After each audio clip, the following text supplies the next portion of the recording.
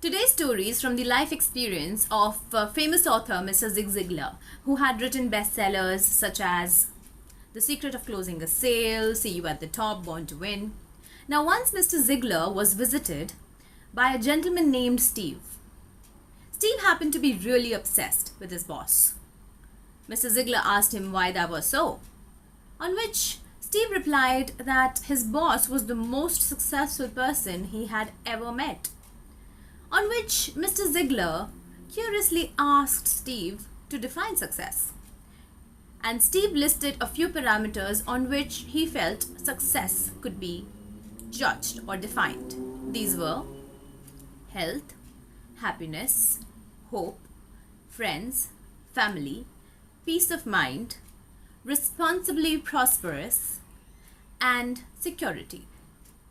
Now, Mr. Ziglar suggested that they give Steve's boss a plus or a minus on each parameter, one by one. First, Mr. Ziglar asked if Steve thought his boss was happy. And Steve said that he did not think so because he had never seen his boss laugh, he barely smiled, and he had ulcers. So he got a minus on that. And Mr. Ziglar added that since he has ulcers, his health also does not look in very good shape, and it also says something about his boss's peace of mind because ulcers are not just about what you are eating, it's also about what's eating you. So he got a minus on 3 of those parameters.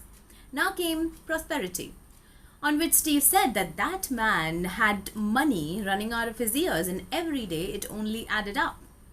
So they decided to give him a plus on that.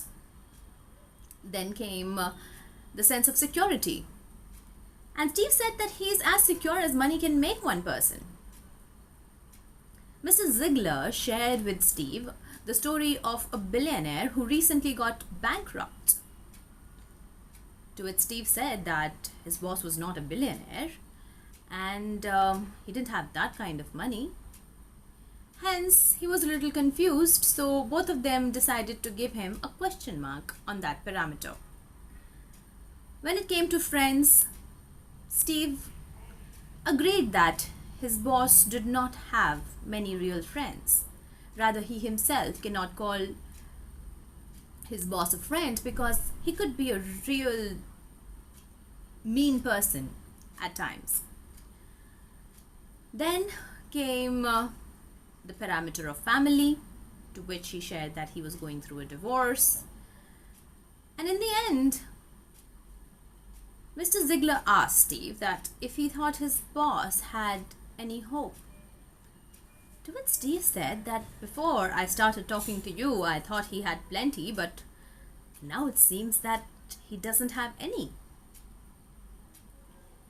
Then Mr. Ziglar asked Steve, so Steve, knowing what you know now about your boss on these parameters, where he gets a minus on 6, plus on 1, and a question mark on another, would you like to swap places with him?